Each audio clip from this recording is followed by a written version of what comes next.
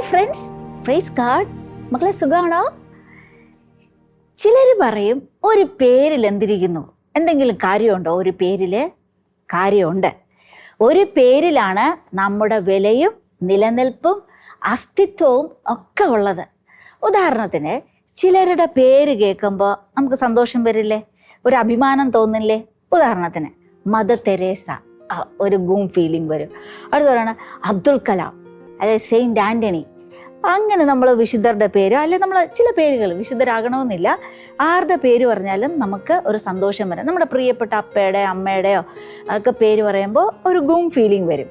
എന്നാൽ ചിലരുടെ പേര് കേൾക്കുമ്പോൾ നമുക്ക് ഒരു ഫീല് വരത്തില്ല, ഒരു സുഖം തോന്നില്ല, നെറ്റിയൊക്കെ ചുളിയും. ഉദാഹരണത്തിന് ടെററിസ്റ്റ്. സന്തോഷം വരുമോ? ഉള്ളിൽ നിന്ന് ഭയങ്കര ആഹ്ലാദം വരുമോ? ഇല്ല.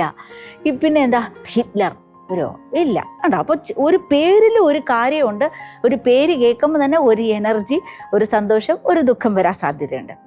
ഇനി ബൈ ദ വേ, ആദ്യമായിട്ട് ഈ ലോകത്തിൽ പേരിടൽ കർമ്മം നടത്തിയത് ആരായിരിക്കും? ഈ ലോകത്തിൽ ആദ്യമായിട്ട് ഫസ്റ്റായിട്ട് പേരിടൽ കർമ്മം നടത്തിയത്. പേരിടൽ കർമ്മം അറിയായിരിക്കുമല്ലോ. നമ്മൾ വീട്ടിൽ കുഞ്ഞുവാവ ജനിക്കുമ്പോൾ അപ്പയും അമ്മയും അല്ലെങ്കിൽ വീട്ടിലെ അടുത്ത ആൾക്കാർ, ബന്ധുജനങ്ങളെ ആലോചിച്ച് അവർക്ക് തോന്നി, ഇപ്പം പല പേരുകൾ എടുക്കും, അതിലേറ്റവും ബെസ്റ്റ് എന്ന് തോന്നുന്ന പേരായിരിക്കും ആ വീട്ടിൽ ജനിച്ച കുഞ്ഞുവാവയ്ക്കൊക്കെ കൊടുക്കുന്നത്. അതുപോലെ ആദ്യമായിട്ട് പേരിട്ടത് നമ്മുടെ സ്വർഗത്തിലെ അപ്പനാണ്, ആബാപിതാവാണ്. ഉദാഹരണത്തിന് നമുക്കത് ഉൽപ്പത്തി പുസ്തകം 1:3 കാണും. ദൈവം അരുൾ ചെയ്തു വെളിച്ചമുണ്ടാകട്ടെ. ഓക്കെ, വെളിച്ചത്തിൽ നിന്ന് പകലിനെ മാറ്റി വേർതിരിച്ച് പകലെന്നും ഇരുട്ടിനെ രാത്രി എന്നും പേരിട്ടു. ഓക്കെ, വിധാനത്തെ ആകാശമെന്നും ഒരുമിച്ച് കൂട്ടിയ ജലത്തെ കടലെന്നും പേരിട്ടു. അപ്പം ഇതിൽ നിന്ന് നമ്മൾ എന്ത് മനസ്സിലാക്കും? ആദ്യമായിട്ട് നെയ്മിങ് ഇട്ടത് നമ്മുടെ സ്വർഗത്തിലെ അപ്പനാണ്. ഓക്കെ, ഇനി അടുത്ത ചാൻസ് ആരാ? രണ്ടാമത് പേരിടൽ കർമ്മം നടത്തിയത് മനുഷ്യരാണ്. ഓക്കെ, മനുഷ്യരാണ് രണ്ടാമത് പേരിട്ടത്. അത് കഴിഞ്ഞിട്ട് നമ്മൾ ആ ഉൽപ്പത്തി 1-ാം അധ്യായത്തിൽ തന്നെ കാണും, ദൈവം സർവ്വചരാചരങ്ങളെ സൃഷ്ടിച്ചു. അറിയാലോ, എല്ലാത്തിനെയും സൃഷ്ടിച്ചു. എന്നിട്ട് മനുഷ്യൻ്റെ അടുത്ത് കൊണ്ടുവന്നു. അവനിട്ട പേര് ആ മൃഗങ്ങളുടെ, ആ ജീവികളുടെ പേരായി മാറി. ഓക്കെ, അപ്പം ക്രെഡിറ്റ് ആർക്കാ? ദൈവം കഴിഞ്ഞ് മനുഷ്യർക്കാണ്. ഇന്നത്തെ കാലത്ത് ചില മക്കളുടെ പേര് കേൾക്കുമ്പോൾ അത് ആങ്കൊച്ചാണോ പെങ്കൊച്ചാണോ എന്നറിയത്തില്ല. പേര് കേൾക്കുമ്പോൾ നമ്മുടെ ആ വ്യക്തിയുടെ സ്വഭാവം, അല്ലെ അതാരാണ്, എന്താണ് അതിൻ്റെ സാധ്യതകളൊക്കെ പിടികിട്ടും. പക്ഷെ ഇന്ന് ചിലപ്പോഴൊക്കെ ഉണ്ടല്ലോ, മക്കളുടെ പേരൊക്കെ ഇടുമ്പം നമുക്കൊരു ഐഡൻറ്റിഫൈ ചെയ്യാൻ ഇച്ചിരി ബുദ്ധിമുട്ടാണ്. അതുകൊണ്ട് പേരിടൽ കർമ്മം ശ്രദ്ധിക്കണം. ആ കുഞ്ഞിൻ്റെ വിലയും മതിപ്പും ആരാണെന്നൊക്കെ നമ്മുടെ ലോകത്തോട് പറഞ്ഞു കൊടുക്കുന്നത് നമ്മുടെ ആദ്യത്തെ പേരിലൂടെയാണ്. ഓക്കെ, ഇനി ദൈവം നമ്മളെ എങ്ങനെ അഭിസംബോധന ചെയ്യുന്നേ? എങ്ങനെയായിരിക്കും ദൈവം നമ്മളെ വിളിക്കുന്നത്? എടാ പോടാ, അല്ലെ വാടി, നീ, അത് എന്നൊന്നും അല്ലേ വിളിക്കുന്നത്. ദൈവം പേര് പറഞ്ഞാൽ വിളിക്കുന്നത്. അത് യെശയ്യാ 41:1-ാം അധ്യായത്തിൽ നമ്മൾ കാണും. നിന്നെ പേര് ചൊല്ലി വിളിച്ചിരിക്കുന്നു, നീ എൻ്റേതാണ്. എൻ്റേതെന്ന് വെച്ചാൽ നമ്മുടെ സ്വന്തം. ഓക്കെ, അപ്പൻ നമ്മളെ, സ്വർഗത്തിലെ അപ്പൻ പപ്പ നമ്മളെ വിളിക്കുന്നത് പേര് ചൊല്ലിയ, ഇഷ്ടമുള്ള പേര്, നമുക്ക് വിളിച്ച് കേൾക്കാൻ ഇഷ്ടമുള്ള പേരായിരിക്കും വിളിക്കുന്നത്. ഉദാഹരണത്തിന് സിസ്റ്റർ ചിന്തിക്കുന്നത് സിസ്റ്ററിൻ്റെ പേര് സുനിത റൂബി, ഫുൾ നെയിം. പക്ഷെ ദൈവം എന്നെ സുനിത റൂബി എന്നായിരിക്കത്തില്ല വിളിക്കുന്നത്, ചിലപ്പോൾ സുനിക്കുട്ടി എന്നായിരിക്കും സ്നേഹത്തോടെ വിളിക്കുന്നത്. നമ്മൾ എത്ര വലുതായാലും അപ്പൻ എപ്പോഴും മക്കളല്ലേ, കുഞ്ഞുങ്ങളാണ്. ഓക്കെ, അപ്പോൾ അതുപോലെ നമ്മൾ ദൈവം പേര് ചൊല്ലി വിളിക്കും. നമ്മൾ അർഹിക്കുന്ന വിലയും ബഹുമാനവും ഒക്കെ തന്നായിരിക്കും ദൈവം നമ്മളെ പരിഗണിക്കുന്നത്. ഉദാഹരണത്തിന് നമുക്ക് ബൈബിളിലൂടെ കടന്നു പോകുമ്പോൾ മനസ്സിലാകും, ധനവാനും ലാസറും. കഥ വായിച്ചിട്ടുണ്ടാവും, ധനവാന്റെയും ലാസറിൻ്റെയും കഥ. ഈ കഥയിൽ ധനവാന് പേരില്ല, അല്ലേ? പേര് പറയണല്ലോ, അവൻ്റെ ആസ്തി വെച്ചാണ് അവനെ ഐഡൻറ്റിഫൈ ചെയ്യുന്നത്. എന്നാൽ ലാസറിൻ്റെ പേരുണ്ട്. അബ്രഹാമിൻ്റെ മടിയിൽ ലാസർ കിടക്കുന്നു, അങ്ങനെ പേര് പറയുന്നു. ഇനി അടുത്ത് നമ്മൾ പുതിയ നിയമത്തിൽ വീണ്ടും കാണും, ഫരിസേയര് ഒരു പാപിയായ സ്ത്രീയെ കൊണ്ടുവരില്ലേ? അപ്പോൾ പാപിയായ സ്ത്രീ എന്നാണ് അവർ പറയുന്നത്. പക്ഷെ ദൈവം ആ പാപിനിയായ സ്ത്രീക്ക് മേരി എന്ന് വിളിച്ചു, അല്ലേ? മറിയൊന്ന് പേരിട്ടു. ഇനി അടുത്ത് വീണ്ടും നമ്മൾ പോകുമ്പോൾ കല്ലറയിൽ, അല്ലേ, ഈശോയെ മരിച്ചു, കുരിശിൽ തറച്ചു, അടക്കി. അവിടെ ഉത്ഥിതനായ ഈശോ, അപ്പം മറിയത്തിന് അറിയില്ല, പക്ഷെ പുള്ളി അവിടെ ആ കല്ലറയിൽ പ്രാർത്ഥിച്ചുകൊണ്ടിരിക്കുമ്പോൾ ദൈവം എന്ത് പറഞ്ഞാ വിളിക്കുന്നത്? അവളുടെ പേര് ചൊല്ലിയാ വിളിക്കുന്നത്. ഓക്കെ, ഇനി നമ്മൾ വീണ്ടും നമ്മൾ കാണും പ്രവാചകന്മാരെയൊക്കെ തിരഞ്ഞെടുക്കുമല്ലോ അല്ലേ, പ്രത്യേക ടാസ്കിന് വേണ്ടി ചില പ്രത്യേക കാര്യങ്ങളൊക്കെ ചെയ്യാൻ വേണ്ടി തിരഞ്ഞെടുക്കും. ആ തിരഞ്ഞെടുത്തപ്പോഴൊക്കെ അവരെ വെറുതെ വിളിച്ചില്ല, ഡോ താനിങ്ങ് വാടോ, അല്ലെങ്കിൽ ഡാ അത് ചെയ്യ് എന്നല്ല, പേര് പറഞ്ഞ് ഒക്കെ വിളിച്ചത്. ഉദാഹരണത്തിന് നമുക്ക് വീണ്ടും കാണാം, മോശ, മുൾപ്പടർപ്പിലെ മോശ അറിയാലോ, നമ്മുടെ പുറപ്പാട് പുസ്തകത്തിലെ മോശ. ആ മോശയെ വിളിച്ചത് പേര് പറഞ്ഞാ വിളിച്ചത്. ഏലിയ പ്രവാചകൻ ഹൊറബ് മലയിൽ അദ്ദേഹം പേടിച്ച് പാത്ത് അവിടെ കഴിയുമ്പോൾ ദൈവം വിളിക്കുന്നത്, ഏലിയ നീ ഇവിടെ എന്ത് ചെയ്യുന്നു? അപ്പോൾ ഏലിയ പറയും, അതീവ തീഷ്ണതയാൽ ഞാൻ കർത്താവിന് വേണ്ടി ജ്വലിക്കുന്നു. അപ്പം കണ്ടോ, പേര് പറഞ്ഞ് വിളിക്കുന്നു. അതുപോലെ തന്നെ സാമുവൽ, അവസാനത്തെ ന്യായാധിപൻ. ഇവൻ കുഞ്ഞായിരുന്നപ്പോഴാണല്ലോ ദേവാലയത്തിൽ വരുന്നത്. അപ്പോൾ ബലിപീഠത്തിൻ്റെ അടുത്ത് കിടന്ന് ഉറങ്ങുമ്പോൾ സാമുവൽ സാമുവൽ എന്നാണ് വിളിക്കുന്നത്. അപ്പോൾ ദൈവം പേര് പറഞ്ഞ് നമ്മളെ വിളിക്കുന്നു. അപ്പോൾ ഉദാഹരണങ്ങളിലൂടെ ക്ലിയർ ആയല്ലോ. ഇനി അടുത്തത്, ദൈവം ചിലപ്പോൾ നമ്മളെ പേര് മാറ്റും. ഓക്കെ, ദൈവം ഒരു പ്രത്യേക ടാസ്ക് നമ്മളെ ഏൽപ്പിക്കുമ്പോൾ, പ്രത്യേക ജീവിതശൈലിയിലേക്ക് ജീവിക്കേണ്ടി വരുമ്പോൾ ദൈവം നമ്മുടെ പേര് മാറ്റും. ഓക്കെ, അങ്ങനെ പേര് മാറ്റിയവരെ അറിയോ? ബൈബിളിൽ അറിയോ? സിസ്റ്റർ പറഞ്ഞുതരാം. ഓക്കെ, അബ്രാമിൻ്റെ പേര് മാറ്റിയാണ് ദൈവം അബ്രഹാം എന്നാക്കി മാറ്റിയത്. ഓക്കെ, അപ്പോൾ എന്നാ, അബ്രഹാം ആയപ്പോൾ മക്കളില്ലാത്തവൻ സന്താനമുള്ളവനായി മാറി. പേര് മാറ്റിയപ്പോൾ അവൻ വിശ്വാസത്തിൻ്റെ പിതാവായി, ജനതകളുടെ പിതാവായി മാറി. കണ്ടോ, അപ്പോൾ പേര് മാറ്റി. ഇനി ആ അബ്രഹാമിൻ്റെ വൈഫിൻ്റെ പേര് എന്തായിരിക്കും? വല്ല ഐഡിയ ഉണ്ടോ? വൈഫിൻ്റെ പേര് സാറായി ആയിരുന്നു. സാറായി മാറി സാറയായി മാറി. ഇനി പഴയ നിയമത്തിൽ വീണ്ടും യാക്കോബിൻ്റെ പേര് ദൈവം മാറ്റി എന്തിട്ടു? ഇസ്രായേൽ. ഓക്കെ, വീണ്ടും നമ്മൾ പുതിയ നിയമത്തിലോട്ട് വാ. പുതിയ നിയമത്തിൽ വരുമ്പോൾ നമ്മുടെ സഭയുടെ താക്കോല് കൊടുത്തതാരാ? ഏത് അപ്പോസ്തലനാണ്? പത്രോസിൻ്റെ ആദ്യ പേരെന്തായിരുന്നു? ശിമയോൻ. ഓക്കെ, ഇനി ഇത് കുതിരപ്പുറത്തൊക്കെ പോയില്ലേ, അപ്പം പ്രകാശം അടിച്ച് താഴെയിട്ട ഒരു അപ്പോസ്തലനുണ്ട്, വിജാതിയരുടെ അപ്പോസ്തലൻ പൗലോസിൻ്റെ ആദ്യ പേര് സാവൂള്. അപ്പോൾ സാവൂളായിരുന്നപ്പോൾ അദ്ദേഹത്തിൻ്റെ സ്വഭാവം വേറെ ആയിരുന്നു. പൗലോസ് ആയപ്പോൾ ഭയങ്കര ഒരു മാറ്റമാണ്, തമ്പുരാന് വേണ്ടി കട്ടയ്ക്ക് പോരാടുന്ന ധീര പോരാളിയായി മാറി. ഇതുപോലെ മക്കളെ, ദൈവം ചിലപ്പോൾ പേര് മാറ്റും. പുതിയ ഉത്തരവാദിത്വം, പുതിയ കാര്യങ്ങളൊക്കെ തരുമ്പോൾ പേര് മാറ്റും. ഇനി ഈ ലോകത്തിൽ ഏറ്റവും പവർഫുൾ ആയിട്ടുള്ള, ഏറ്റവും ശക്തമായിട്ടുള്ള നാമം, പേര് ഏതായിരിക്കും? ഈശോ അല്ലേ. ഈശോ എന്ന നാമമാണ് ഏറ്റവും പവർഫുൾ ആയിട്ടുള്ള നാമം. സ്വർഗം തന്ന നാമം, രക്ഷിക്കുന്ന നാമം, മുറിഞ്ഞ ഒരു ദൈവത്തിൻ്റെ നാമം, അത്ഭുതങ്ങൾ പ്രവർത്തിച്ച ദൈവത്തിൻ്റെ നാമം, സഭ നിലനിൽക്കുന്നത് ആ നാമത്തിലാണ്, ഉയർപ്പിക്കുന്നവൻ്റെ നാമം. അങ്ങനെ നമുക്ക് പലതും ചേർത്ത് പറയാം. അതാണ് ഈശോയുടെ നാമം. ഇപ്പം നമ്മൾ അപ്പോസ്തലന്മാരുടെ പുസ്തകം വായിക്കുമ്പോൾ, റോമാക്കാരുടെ പുസ്തകം വായിക്കുമ്പോൾ, ഇനി പഴയ നിയമത്തിൽ ജോയൽ പ്രവാചകൻ്റെ കാണിക്കുമ്പോൾ പറയുന്നു, കർത്താവിൻ്റെ നാമം വിളിച്ചപേക്ഷിക്കുന്നവൻ രക്ഷ പ്രാപിക്കും. ഓക്കെ, രക്ഷ അതെല്ലാവർക്കും തരാൻ പറ്റുന്ന കാര്യമാണോ? ലോകത്തിന് തരാൻ പറ്റുന്നതാണോ? അല്ല.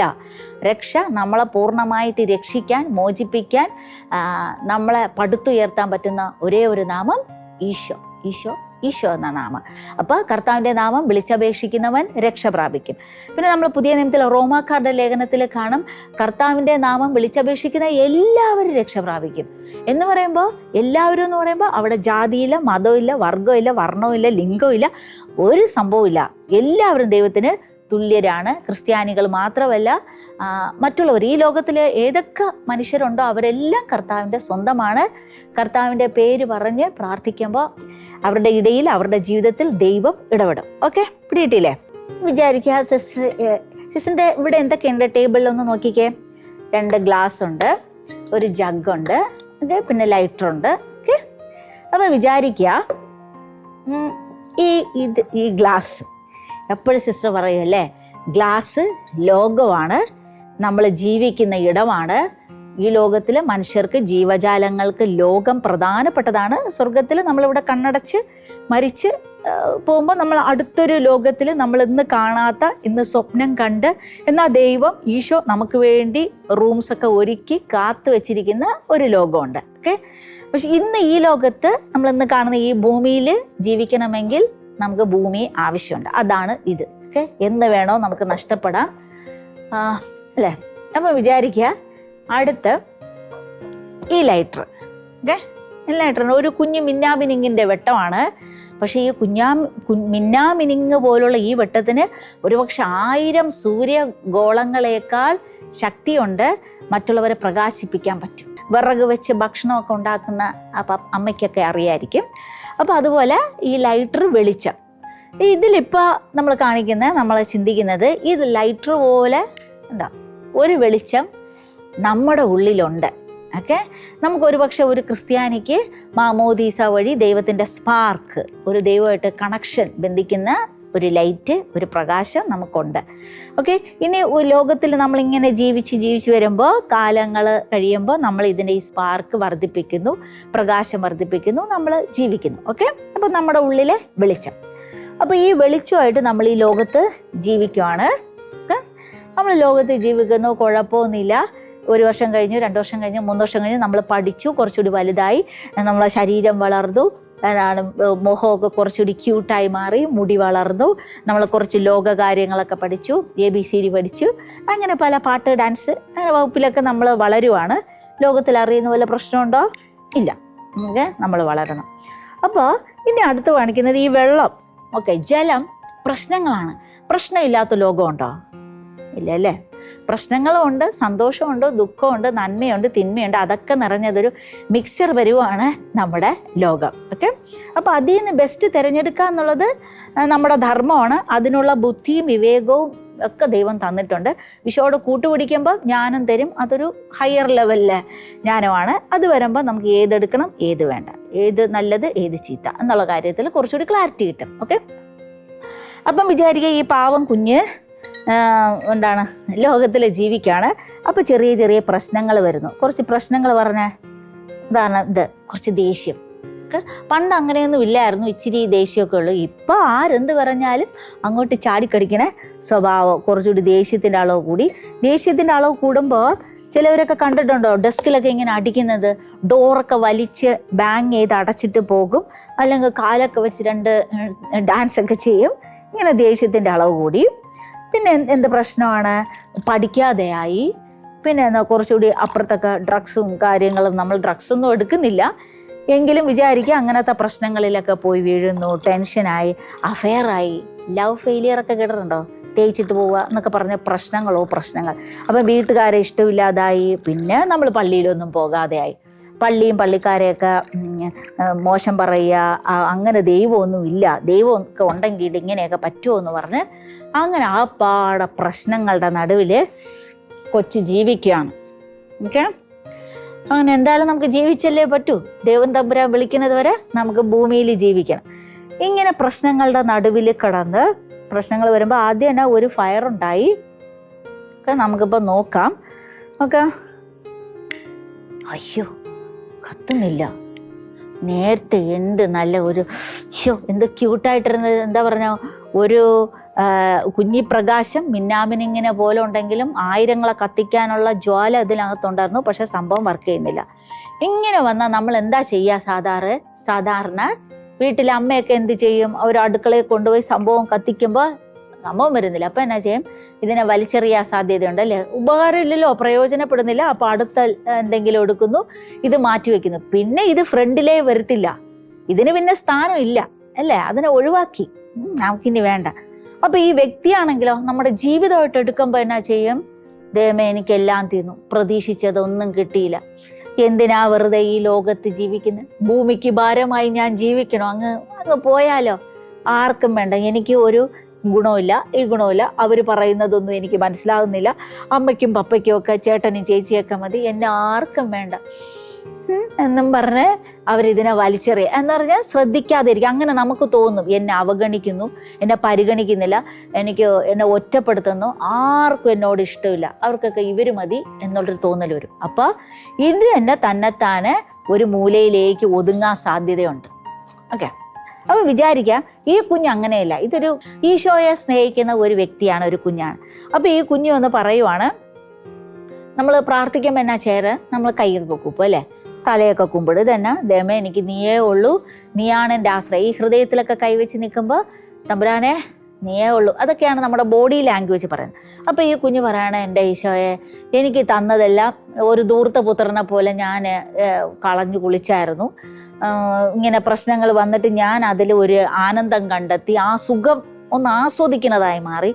എൻ്റെ ഈശോപ്പേ, എനിക്ക് നീയേ ഉള്ളൂ എന്ന് പറഞ്ഞ് ഇങ്ങനെ കൈകൂപ്പി ആത്മാർത്ഥമായി പ്രാർത്ഥിക്കാൻ തുടങ്ങി. നമ്മുടെ ദൈവത്തിൻ്റെ പ്രത്യേകത എന്താ? വിളിച്ച ഉടനെ എന്ന് പറഞ്ഞാൽ നമ്മൾ വരും അല്ലേ? അങ്ങ് വരേണ്ട ആവശ്യമില്ല, ചങ്കിൽ തന്നെ ഉണ്ട്. അപ്പോൾ ഈ ദൈവം വന്ന് നമ്മളെ സഹായിക്കും. ഓക്കെ, അപ്പോൾ എന്നാ ദൈവം പറഞ്ഞില്ലേ, ബൈബിളിൽ പറയുന്നതിൻ്റെ 1000 സൂര്യഗോളങ്ങളെക്കാൾ പ്രകാശമുള്ളവനാണ് നമ്മുടെ ദൈവം. അപ്പോൾ എന്നാ ദൈവമില്ല, നമ്മളെ മനസ്സിലാക്കി നമ്മളെപ്പോലെ ആയി ഒരു മനുഷ്യനായി പിറന്ന ദൈവം അടുത്ത ടാൻഡറ മറ്റൊരു ലൈറ്ററായിട്ട് വരും. ഓക്കെ, കുഞ്ഞു പ്രകാശം. അപ്പം ദൈവം പറയും, എൻ്റെ കുട്ടാ, നീ ടെൻഷൻ അടിക്കണ്ട, നീ പേടിക്കണ്ട, നിനക്ക് ഞാനില്ലേ, ഞാനുണ്ടെങ്കിൽ എല്ലാം തിരിച്ചു പിടിക്കാൻ. എനിക്ക് അസാധ്യമായിട്ട് എന്തെങ്കിലും ഉണ്ടോ? ഇല്ല, നമുക്ക് സെറ്റാക്കാം. അങ്ങനെ ഈ ലൈറ്റർ ചേർന്നിരിക്കുക. മുമ്പ് സിസ്റ്റർ പറഞ്ഞിട്ടില്ലേ, എന്തിനോടാണ് ചേർന്നിരിക്കുന്നത് അതിൻ്റെ സുഖവും അതിൻ്റെ മണവും സ്വഭാവവും ഒക്കെ കിട്ടാൻ സാധ്യതയുണ്ട്. അപ്പോൾ ഇത് ചേർന്നിരിക്കാൻ തുടങ്ങി. അപ്പോൾ എന്നാ ദൈവം കത്തി. അപ്പോൾ ഇതിനെ കത്തിച്ച് ടാൻഡറായി, കണ്ടില്ലേ? ലൈറ്റർ നേരത്തെ കത്താതിരുന്നത് കത്തി. ഇതുപോലെ എൻ്റെ പൊന്നുമക്കളെ, നമുക്ക് എന്തൊക്കെ നഷ്ടപ്പെട്ടാലും, പഠനത്തിന് പ്രശ്നമാണോ, ഇറ്റ്സ് ഓക്കെ. നമ്മുടെ വികാരങ്ങൾക്ക് പ്രശ്നമാണോ, ഇറ്റ്സ് ഓക്കെ, നോ പ്രോബ്ലം. നീ ഇങ്ങനെ ഓടി വന്ന് എവിടെയാണോ നമ്മളെ പൊക്കിയെടുക്കാൻ പറ്റുന്നത് ആ ദൈവത്തിൻ്റെ അടുത്ത് ചേർന്നിരിക്കുക. ഇപ്പം എൻ്റെ ഫ്രണ്ട്സിനെയാണ് പരമാവധി നമ്മൾ ട്രസ്റ്റ് ചെയ്യണമെങ്കിൽ പരമാവധി അവനേ ഉള്ളൂ, അവളേ ഉള്ളൂ എന്ന് പറഞ്ഞ് എല്ലാത്തിനും നമുക്ക് വേണം ഫ്രണ്ട്സ്. പക്ഷെ പൂർണ്ണമായി ഡിപ്പെൻഡ് ചെയ്താൽ എന്നാ സംഭവിക്കുക? ഞാൻ ചിന്തിക്കുന്നത് പോലെ ഏകദേശം എൻ്റെ കൂടെയുള്ള എൻ്റെ പ്രായത്തിലുള്ള കുട്ടിയും ചിന്തിക്കാൻ സാധ്യതയുള്ളൂ. ഇപ്പം എൻ്റെ പ്രായത്തിന് മുകളിലുള്ളവരോടത്ത് പ്രശ്നം പറഞ്ഞാൽ ചിലപ്പോൾ അവർ പറയും, ശരിയാ, ഈ പ്രശ്നങ്ങളൊക്കെ ഇങ്ങനെയാണ്, ഈ ലോകം ഇങ്ങനെയാണ്, എന്ത് ചെയ്യാൻ പറ്റും, നമുക്ക് ജീവിച്ചല്ലേ പറ്റൂ മക്കളെ, നമ്മൾ പ്രാർത്ഥിക്കാം, ഇത്രയല്ലേ പറയൂ. അവർക്ക് വേറെ എന്തെങ്കിലും ചെയ്യാൻ പറ്റുമോ? അധികം ചെയ്യാൻ പറ്റില്ല. പക്ഷെ നമ്മുടെ ദൈവത്തിൻ്റെ അടുത്ത് പോകുമ്പോൾ രാജാവാണ്. രാജാവിന് പ്രജയുടെ വിഷയം പറഞ്ഞാൽ അവർക്ക് നിസാരമാണ്. അപ്പോൾ രാജാക്കന്മാരുടെ രാജാവ്, ഈ ലോകത്തിലുള്ള എല്ലാ രാജാക്കന്മാരെയും ചേർത്ത് വെച്ചാൽ അതിൽ 1ാം സ്ഥാനം വരുന്നത് നമ്മുടെ ദൈവം. അപ്പോൾ ആ ദൈവത്തിന് ഇതൊക്കെ നിസാരമാണ് ഈ പ്രശ്നം. നീ ഒന്ന് അടുത്തോടി വായോ, ധൂർത്തപുത്രനെ പോലെ തെറ്റിപ്പോയ കർത്താവേ എന്നെ ഒന്ന് എടുക്കണേ എന്ന് പറഞ്ഞാൽ സെറ്റാക്കി തരും. അപ്പോൾ മക്കളെ, ഈ എക്സാമ്പിളിൽ നിന്ന് നമ്മൾ എന്താ പഠിച്ചേ? നമ്മൾക്ക് എന്തൊക്കെ നഷ്ടപ്പെട്ടാലും, എന്തൊക്കെ നമ്മൾ പരിശ്രമിച്ചിട്ട് ഒന്നും നടക്കുന്നില്ലെങ്കിൽ നീ ഓടിവായോ തമ്പുരാൻ്റെ അടുത്തേക്ക്, പള്ളിയിലേക്ക്, സക്രാരിയിലേക്ക് ഓടിവാ. കർത്താവ് നിന്നെ ജ്വലിപ്പിച്ച് നിന്നെ സെറ്റാക്കി വിടും. ഓക്കെ, ഇതുപോലെ എന്നും കത്തുന്ന മകളാക്കി, പ്രകാശമുള്ള വ്യക്തിയാക്കി മാറ്റും. പഠിച്ചോ? അപ്പോൾ ഇതുമായി ബന്ധപ്പെട്ട ഒരു ഉദാഹരണം പറഞ്ഞു തരട്ടെ. ഒരു ഹോംവർക്ക്, സ്കൂളിൽ ഹോംവർക്കൊക്കെ തരാറുണ്ടോ ടീച്ചേഴ്സ്? തരുമല്ലേ? അപ്പോൾ അതുപോലെ ഒരു ഹോംവർക്കാണ് മക്കളിത് ചെയ്യണം. എന്തിനാ? നമ്മളുടെ പ്രകാശം ഇതുപോലെ കത്തണം. പ്രകാശം ഇല്ലെങ്കിൽ എന്നാ ചെയ്യും? ഡാർക്കായിരിക്കും.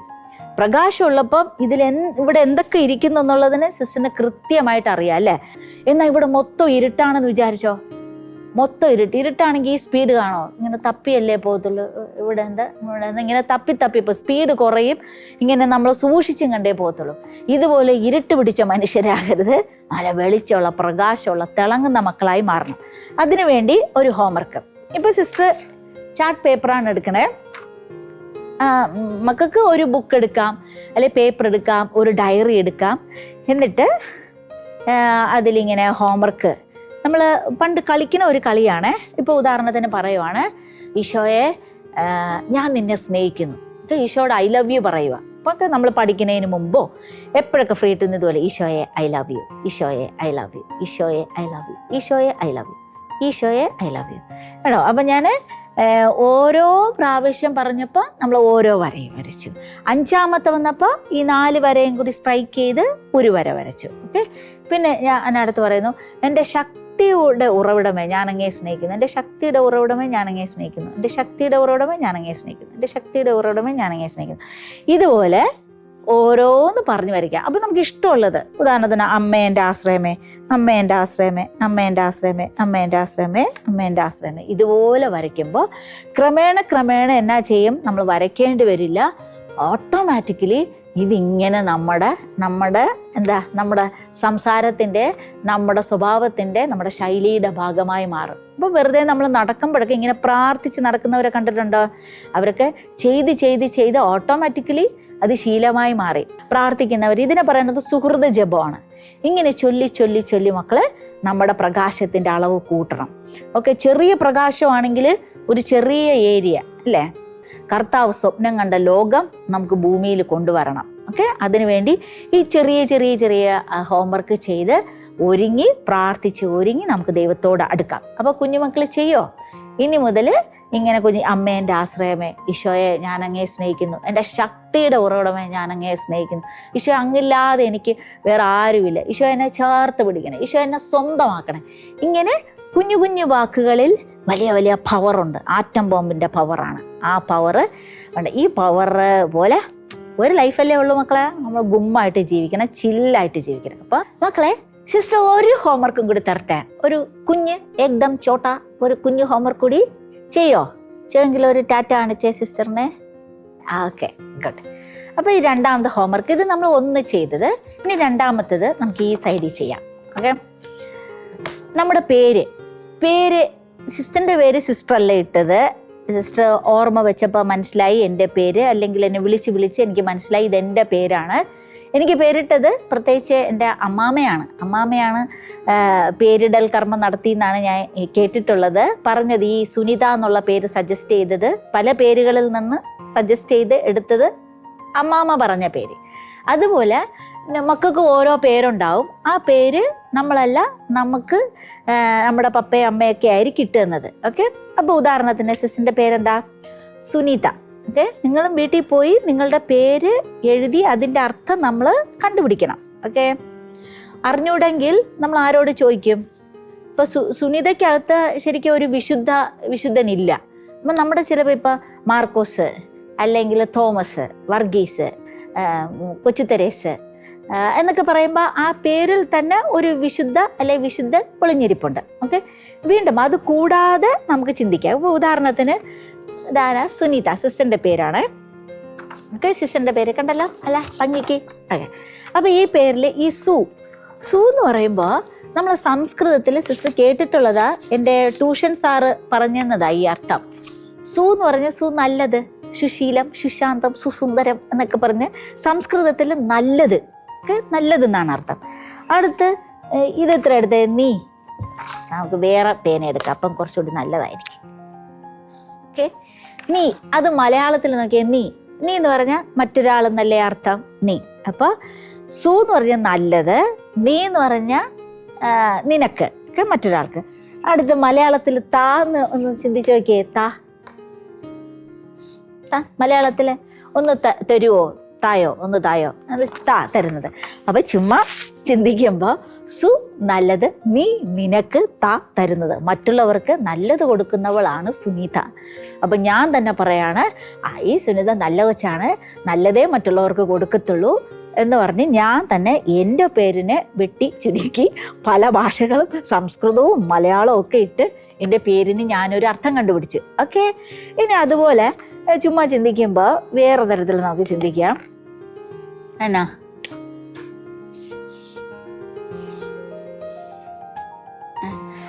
ഇനി നോക്കിയേ, സിസ്റ്ററിൻ്റെ പേരിനകത്തൊരു സൂര്യനില്ലേ? സൺ എന്ന് പറഞ്ഞാൽ സൂര്യൻ എന്ന് പറഞ്ഞാൽ കുഞ്ഞി പ്രകാശമാണോ? വലിയ പ്രകാശം, ഈ ലോകത്തെ മുഴുവനും പ്രകാശിപ്പിക്കുന്നതാണ്. ഇനി ഈ സൺ ഇല്ലാത്ത ഒരു ലോകം ചിന്തിച്ചു നോക്കിയേ, എല്ലാം ഇരുട്ട്. ഒരു ദിവസം അഡ്ജസ്റ്റ് ചെയ്യാം, ഒരാഴ്ച ഇറ്റ്സ് ഓക്കെ. ജന്മം മുഴുവൻ ഇരുട്ടിലാണ് ജീവിതമെങ്കിൽ ആ പാടെ ഗുലുമാലായിരിക്കും, പ്രശ്നമായിരിക്കും. അപ്പം ഞാൻ പറയാണ്, എൻ്റെ ഉള്ളിൽ ഒരു വലിയ പ്രകാശമുണ്ട്. ഓക്കെ, വീണ്ടും ഞാൻ ചിന്തിക്കുകയാണ്, ഒരു വലിയ പ്രകാശത്തിൻ്റെ മോളാണ് ഞാൻ. ഓക്കെ, അപ്പം എന്നെ വേഗം തകർക്കാനും തളർത്താനും വളച്ച് നശിപ്പിക്കാനും പറ്റത്തില്ല. ഒരു വലിയ സൂര്യൻ്റെ കുഞ്ഞാണ് ഞാൻ. ഓക്കെ, ഇതുപോലെ നമുക്ക് കണ്ടെത്താം. അപ്പോൾ രണ്ടാമത്തെ ഹോംവർക്ക്, നിങ്ങൾ വീട്ടിൽ പോയി ആദ്യം ഈ പേരിട്ട അച്ഛനും അമ്മയുടെ അടുക്ക ചോദിക്കണം ഈ പേരിൻ്റെ അർത്ഥം എന്താന്ന്. ഓക്കെ, അപ്പോൾ അവർ വിശുദ്ധരുടെ കാര്യങ്ങളൊക്കെ പറഞ്ഞുതരും. ഇനി അതില്ലെങ്കിൽ മക്കൾ നിങ്ങൾ പോയി പ്രൈവറ്റായിട്ട് കണ്ടുപിടിച്ചിട്ട് പറഞ്ഞു കൊടുക്കണം. അമ്മ ഇട്ട പേരിന് അമ്മയ്ക്ക് അറിയില്ലല്ലോ, ഇതാണ് അതിൻ്റെ അർത്ഥം, ലാലല ലലല ലലല എന്ന് പറഞ്ഞു കൊടുക്കണം. അപ്പോൾ സിസ്റ്റർ ചുരുക്കി പറയാം ഒന്നും കൂടെ. ഇന്ന് പറഞ്ഞത് എന്താ നമ്മൾ ഡിസ്കസ് ചെയ്ത പേരിന് ഒരു വിലയുണ്ട്, ഒരു നിലനിൽപ്പുണ്ട്, ഒരു അസ്തിത്വമുണ്ട്.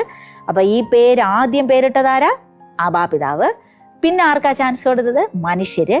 നമ്മളെ ദൈവം എങ്ങനെയാ വിളിക്കുന്നത്? നമ്മുടെ പേര് പറഞ്ഞ്, ഇഷ്ടമില്ലാത്ത പേരൊന്നും വിളിക്കത്തില്ല. നമുക്ക് ഏറ്റവും ഇഷ്ടമുള്ള പേര് പറഞ്ഞാണ് ദൈവം വിളിക്കുന്നത്, ഈശോ വിളിക്കുന്നത്.